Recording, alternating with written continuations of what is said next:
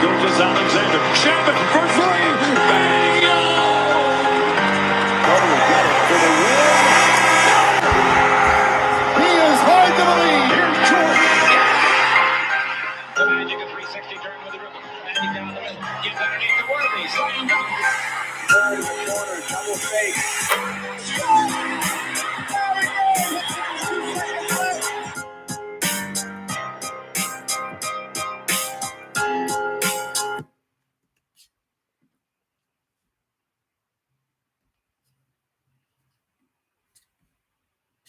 My computer is tripping, y'all. Hold up.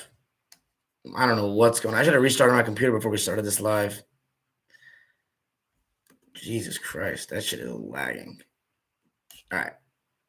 What's going on, guys? Welcome to Dime Dropper Playoff Recaps. Before we get started, please make sure to subscribe on YouTube at Dime Dropper Podcast, Apple Podcasts, follow us on Spotify, and, of course, to follow me on all social media platforms at Twitter, Instagram, TikTok, and Facebook at Dime Dropper Pod. So for tonight's episode, it's going to be a shorter one. We're going to talk Hawks-Bucks, Game 4, and just the series overall. And then I'm going to talk about England-Germany. I didn't get the full chance to check out the Ukraine-Sweden thriller, so I'm going to watch that after we get offline here. But let's just start out with the Bucks and the Hawks. Game 4, the news comes out that Trae Young isn't playing.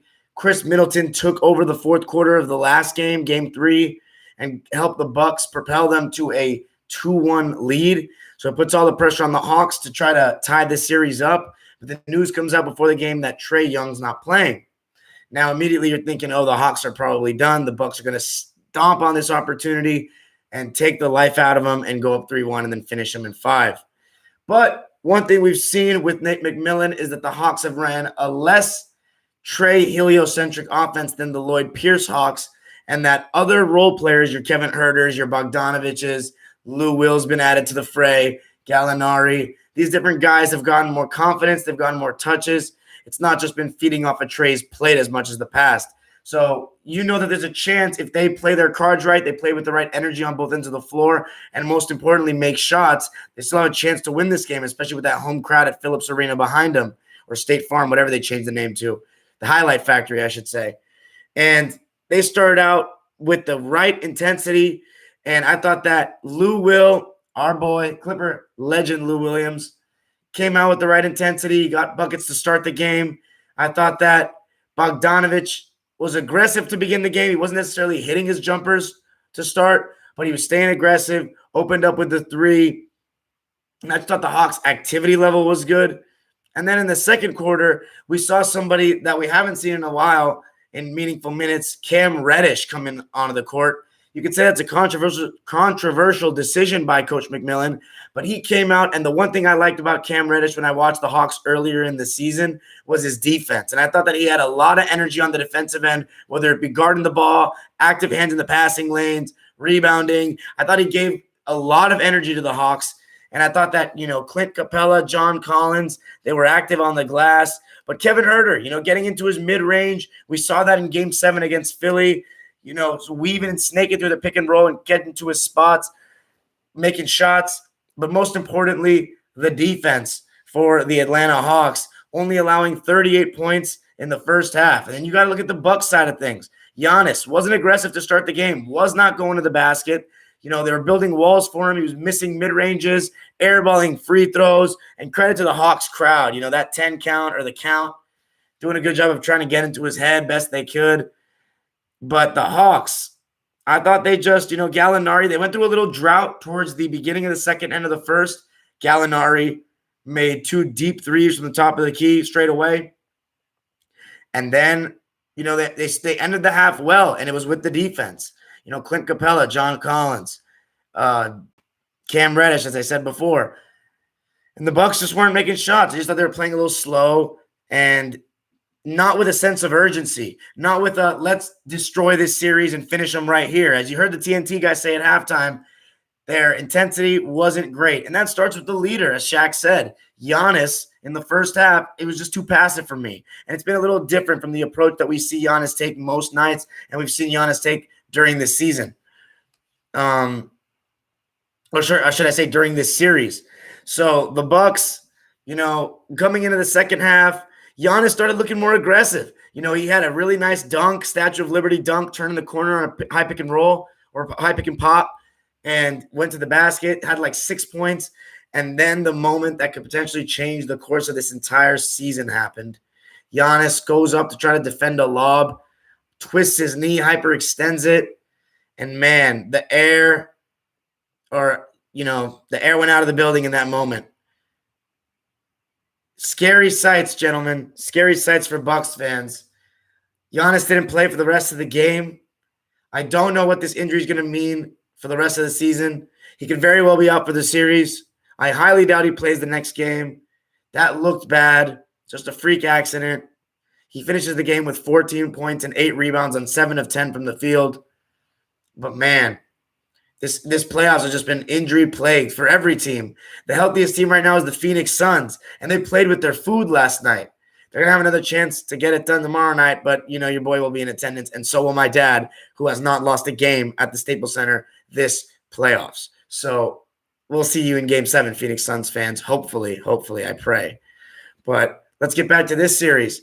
The second Giannis goes out, the Bucks just seemed deflated. The momentum changed, and the Hawks did a great job of stomping on that right away. Bogdanović making open threes, and the man who I think really took charge here was Mr. Six God, the sixth man, Sweet Slew Will.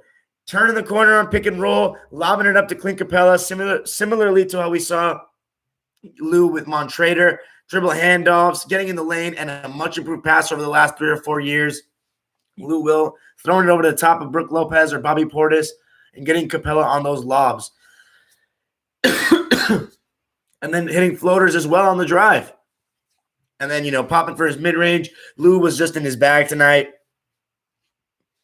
7 of 9, 21 points, 5 rebounds, 8 assists. For me, his best game of the entire playoffs. And he's capable of games like that. Bogdanović, 20 points, 7 of 19 from the field, 6 of 14 from 3, which is a good percentage. It's a lot of threes. And there were some really great plays in that run. John Collins getting offensive rebounds or an offensive rebound, and Lou Williams quickly swinging the ball. I have criticized Lou in the past when he was on the Clippers for being a ball stopper. There was one play tonight. I really loved it. Lou came up the court, swung it to, I think it was Kevin Huerter for an open 3. He missed. John Collins gets the offensive rebound, swings it back out to Lou. Lou, quick pass without a dribble, straight to Bogdanović, who hits the 3. Timeout Bucks, and from there, it was all in the Hawks' hands. I just don't think the Bucks were able to they were just shell-shocked, in my opinion. Couldn't put a consistent run of buckets together. And I thought somebody that did well for the Bucks or the Hawks as well was USC man, Chino Hills local, Onyeka Okongwu. Really good activity on Giannis in the first half, standing his ground, taking hits to the chest, and then rolling to the basket well. He had 7 points in 15 minutes of play on 3 of 4 from the field. Cam Reddish, 12 points, 5 of 9. Great impact from him today. And the Hawks, 110-88, winners at the Phillips Arena. We tied at 2, and we're gonna know. I don't know what's gonna happen next with the Bucks. Chris Middleton, 6 of 17, did not step up like last game. Only 16 points, 0 of 7 from 3. Drew Holiday, the same exact field goals, 6 of 17, 2 of 7 from 3, 19 points for Drew. Just a disaster from start to finish. And you got to give Mike Woodson, so used to calling Hawks coach Mike Woodson, but Nate McMillan credit for throwing guys like Cam Reddish out there, instilling confidence in him. You saw that audio clip talking to him, and he took off and ran with it. And I just love his demeanor, love the way he's coaching, and he's doing his best job yet, Nate McMillan. So credit to him and the Hawks. 2-2. We got a real series on our hands now. We'll see what happens with the injuries. 110-88. Now we're going to move on to the Euros. Germany and England. Huge game today at Wembley. And I thought that the first half was – the Germans started out pretty well in the first 10 minutes. You saw Southgate make a change, go back to that 3-4-3 we saw in the World Cup. But that's really a back 5 with Shaw and Kieran Trippier playing as wingbacks. Kyle Walker, John Stones, Harry Maguire as the back 3, as we saw at the World Cup. And I thought the Germans, they came out pretty well the first 10 minutes, but after that, it was pretty pedestrian from both sides. England started pushing it a bit, but for the most part, not too many clear-cut chances created. A lot of the ball in the middle of the pitch. And then we had a good chance for Timo Werner in the first half, and Chelsea fans are familiar with Timo Werner and scuffing chances. A decent, quick one-on-one.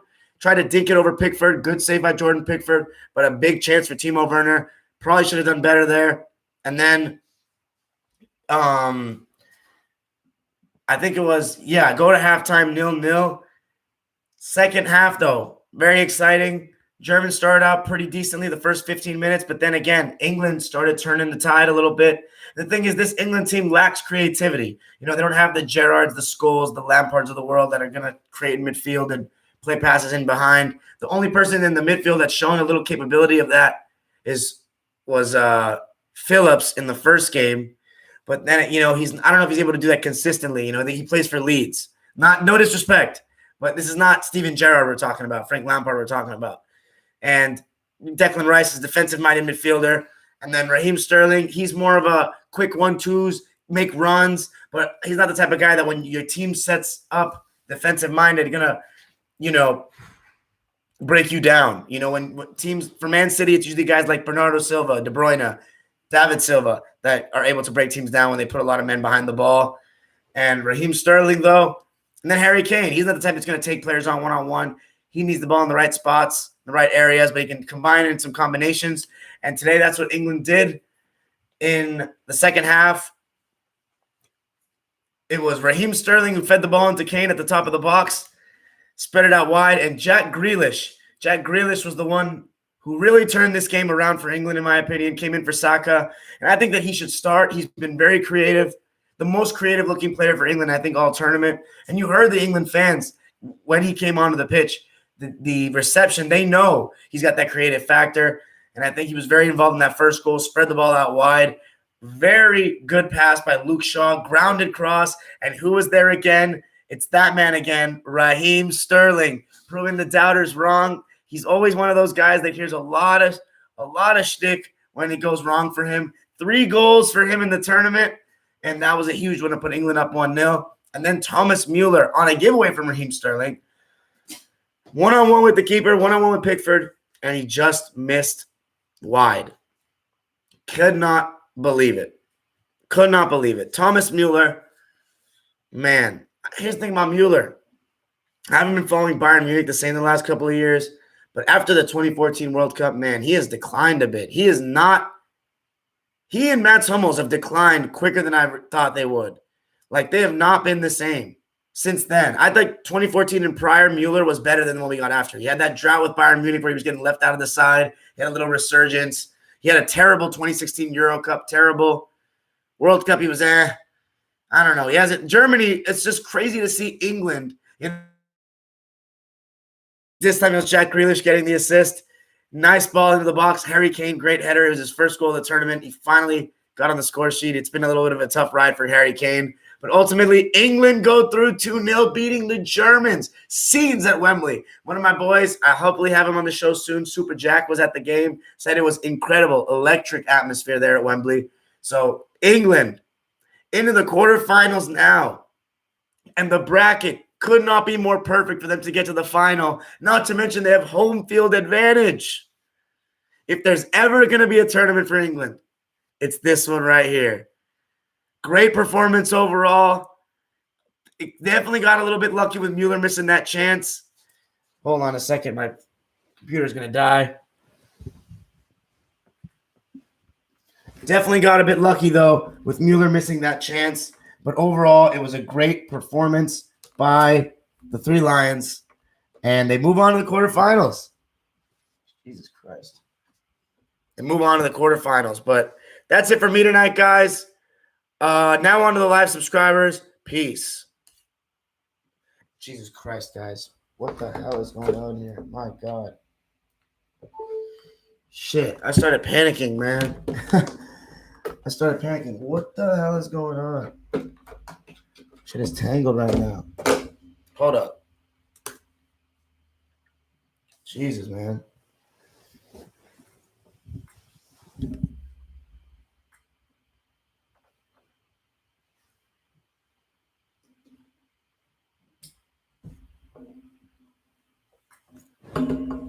All right, now we're good.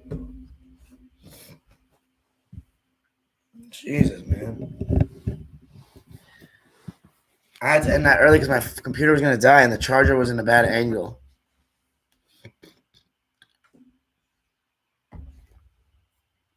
Any questions? Wow. It looks like Clipper and Lakers are the only ones that get the views, man. I wonder if Clippers lose this series, what's going to happen with the lives, man? Are we going to just have no viewers for Bucks and Suns? Just got to work on off-season content. How'd I like Man in the starting lineup? I always love Terrence Mann in the starting lineup.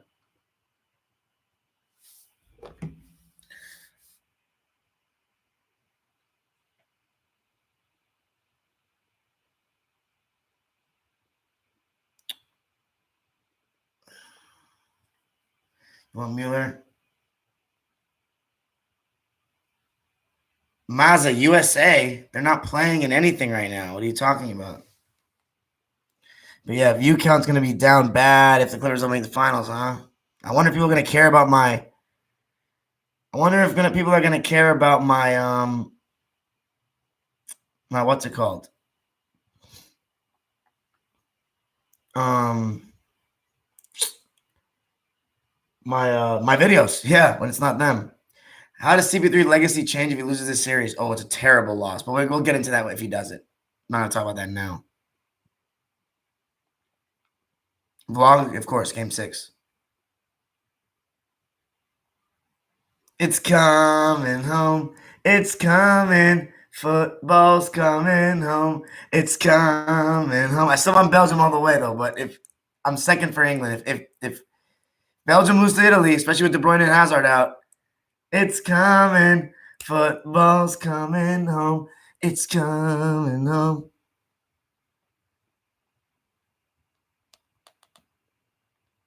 Man, this is a slow day in the office, huh, boys?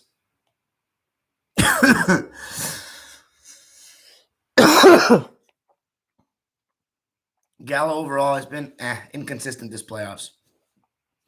See what his line was tonight. 10 points. That's decent.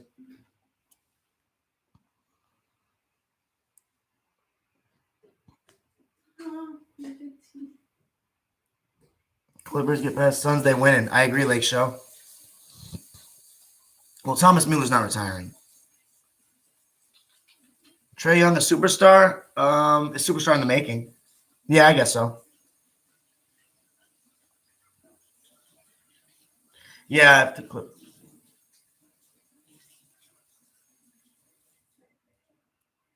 No, Clippers lose. It's the bet. Showtime Nick. I think I should have just done a different title for this video. It's not related to the Clippers, but no, when Clippers lose, Clipper fan reacts is the best title because they fiend it. I'm not talking about free agency. Cam Reddish has a lot of Paul George in his game. I feel. I can see it kind of at the bottom. It just